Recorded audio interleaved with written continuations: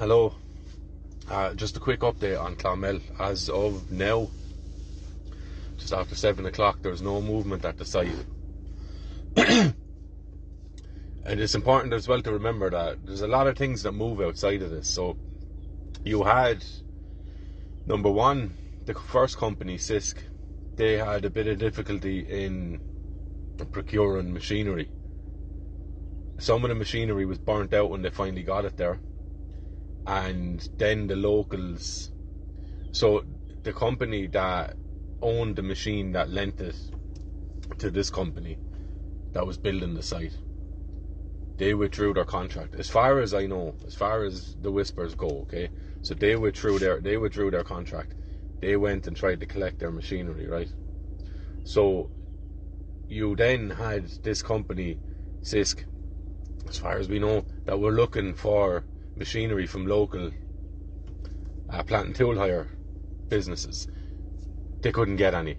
The locals said no, for whatever reason, their own reason or a moral reason or whatever the case is. They said no. So this company couldn't get, number one, the staff, which were essentially turned off the project, we'll say, and a vast majority of them left within the first few days. They didn't come back. Then the machinery was set afire. They couldn't get any replacement machinery. The tracks through the fields in order to put down stone to continue on the building of the site was treacherous. They couldn't get in one of the entrances. So the second engineering or construction company that came along, they also pulled out. You know, so you've two companies, again, grapevine, speculating on, we don't know the final details or the total details, but if these companies are after pulling out from government signed contracts or contracts with the government in whatever way that looks, and they're after pulling out, we don't know the consequences of reneging on upholding your end of that contract. Okay, so there's also the issue with the probably insurance. Is the site legal? Was it all signed off on? In which case, if it wasn't, will this company's insurance cover them? If it doesn't, they'll have to pay out of their own pockets to replace the written off and burnt machinery to this other company that pulled out. Okay, so it's a mess. It's an absolute mess. So this could go on and on and on for ages. Is anyone allowed to touch the site as of now? We don't know. Okay, all we know is that for today, quietness. There's nothing going on there. Now, that doesn't mean there's nothing happening in relation to this in Clonmel. There are so many, I won't even say derelict, because some of them are fabulous properties and all they need is a lick of paint and an open window. Okay, so there's many abandoned and neglected, left to rot. They're not rotten though.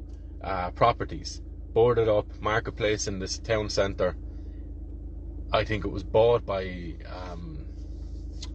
the name of it escapes me at the moment. Nama.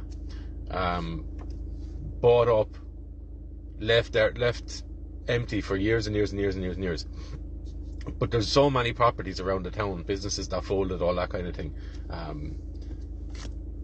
Family businesses that are now being sold on. The building's been sold on, okay, like Clinton's in town.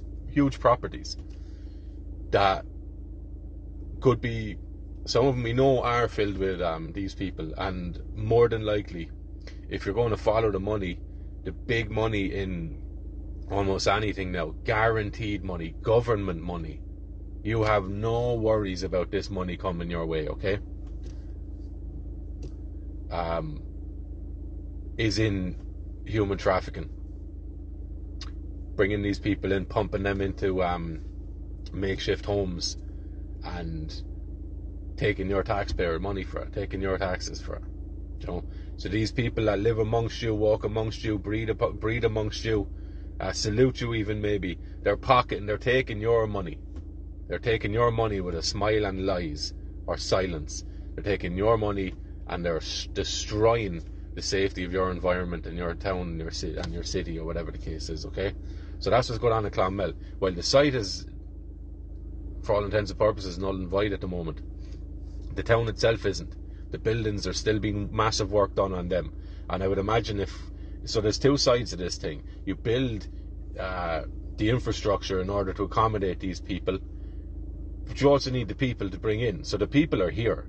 So if you can't work on the infrastructure, what you do is you just work on pumping these people into already built homes, buildings, sweatshops, whatever you want to call them. So that's today's update for Clonmel. All quiet on the southern front of Tipperary for the moment. But a lot of these people are already in the town, and they're sleeping in old pubs, old church houses.